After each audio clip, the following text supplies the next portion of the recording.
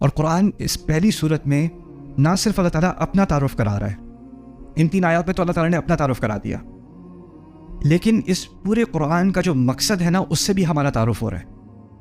قرآن کی ہر صورت میں بہت زیادہ ہدایات ہیں، لیکن فاتحہ میں پورے قرآن کی ہدایات کا خلاصہ ہے، اور اس خلاصے میں سے ایک اہم بات یہ ہے کہ انسان کو خود فیصلہ کرنا ہے کہ وہ اللہ تعالیٰ کا بندہ بنے، یعنی شعوری طور پہ، اور خود مختار ہو کے خود یہ فیصلہ کرے۔ اس پہ یہ فیصلہ کسی کی طرف سے مسلط نہیں کیا جا سکتا۔ لا اکراہ فی الدین، دین کے معاملے میں آپ کسی پہ زبردستی نہیں کر سکتے، جبر نہیں کر سکتے، فورس نہیں کر سکتے۔ آپ جتنا بھی بچے کو فرض کریں تربیت کر لو، نماز پڑھو نماز پڑھو نماز پڑھو نماز پڑھو، ابھی اس پر نماز واجب نہیں ہے، اس کی عمر نہیں ہوئی، ایک دفعہ اس کی عمر ہو جائے اور پھر وہ آپ کے ڈانٹنے ڈپٹنے سے نماز پڑھے، تو اس کی نیت کیا تھی؟ نیت کرتا ہوں 4 رکعت نماز امی کی وجہ سے، اللہ اکبر، یہی نیت تھی نا۔ ہمارے دین نے کیا سکھایا ہے؟ اعمال کی بنیاد، اعمال کا دار و مدار کس چیز پر ہے؟ اگر آپ کسی کو فورس کر رہے ہو تو اس کی نیت اللہ کی تھوڑی رہی، نیت تو آپ تھے نا، نیت تو کسی کا پریشر تھا۔ تو شروع سے ہی اللہ تعالیٰ نے کیا کہا ہے، یہاں تک کہ اللہ، کیونکہ وہ رب ہے، وہ فورس کر سکتا ہے، وہ زبردستی بھی کرا سکتا ہے۔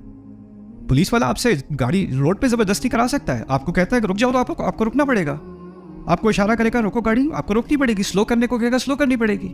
اللہ تعالیٰ بھی اسی طرح آپ کو رکوا سکتا ہے، اور اگر نہیں رکو گے تو اس کے ساتھ کانسیکوینسز ہوں گے، اس کا کوئی نہ کوئی نتیجہ اسی وقت آپ کو اس کا سامنا کرنا پڑے گا۔ لیکن اللہ تعالیٰ نے اس نظام میں، اس دنیا کے نظام میں ایک آزادی دی ہے، اور اس آزادی سے انسان خود اپنی آزادی سے کہے ایاک نعبد، اسی لیے کہا اعبدوا، نہیں کہا اعبدوا، کہا ہوتا اچھا آپ عبادت کرو، وہ حکم ہوتا ہے اللہ تعالیٰ کی طرف سے، لیکن ہم نے الفاظ استعمال کیے ہیں ایاک نعبد۔ اللہ تعالیٰ نے اب ہمارے الفاظ کو قرآن کا حصہ بنا دیا، ہم تیری عبادت کرتے ہیں۔ یہ بھی ایک عجیب بات ہوئی، پہلے الفاظ اللہ تعالیٰ کی طرف سے ہیں، الحمدللہ رب العالمین الرحمن الرحیم مالک یوم الدین۔ اب اس آیت میں اللہ تعالیٰ کی طرف سے آیت تو ہے، لیکن الفاظ کس کے ہوئے؟ اگر ہم کہیں ہم تیری ہی عبادت کرتے ہیں تو کس کے الفاظ ہوئے؟ ہمارے الفاظ ہوئے۔ قرآن کا ایک بنیادی مقصد کیا ہے؟ اللہ تعالیٰ اور ہمارے درمیان ایک بات ہو رہی ہے، ایک مکالمہ ہو رہا ہے، اور اب ہمیں اس مکالمے کی شروعات ہو گئی ہے۔ اللہ تعالیٰ کچھ کہتے ہیں، پھر ہم کچھ کہتے ہیں، اللہ تعالیٰ کچھ کہتے ہیں، پھر ہم کچھ کہتے ہیں۔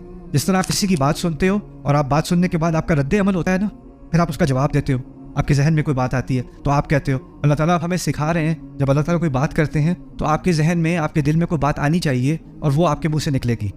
تو جو بات نیچرلی منہ سے نکلے گی اس فاتحہ کے اندر، وہ کیا ہے؟ ایاک نعبد۔